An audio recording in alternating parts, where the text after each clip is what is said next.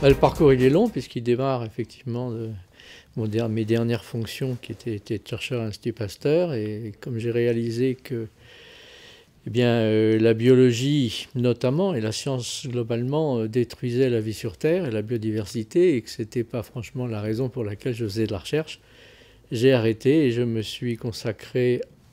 aux associations donc dans la protection de l'environnement. Et bien évidemment, les compétences que j'ai en biologie m'ont amené à mettre tout cela au service du thème des biotechnologies, qui m'avait particulièrement choqué. Je suis président de INF-OGM, qui est donc une association de veille citoyenne d'information sur les biotechnologies. Notre but actuellement est de transformer l'information en véritablement veille citoyenne d'information, parce que l'information qui est donnée en général, c'est de la vulgarisation, c'est-à-dire la même chose que la pensée du concepteur. Donc celui qui a conçu les OGM l'exprime dans des termes très très techniques, et ce qu'on faisait jusqu'à présent, c'était une simplification, une mise à disposition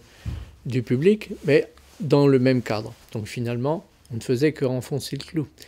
Donc ce qui nous intéresse maintenant, c'est de resituer ces objets techniques et les techniques elles-mêmes dans un contexte philosophique et sociétal différent, pour que réellement il puisse y avoir une mise en démocratie de ces thèmes, et non pas seulement une facilitation de l'accès à ce qui est préparé par les technocrates.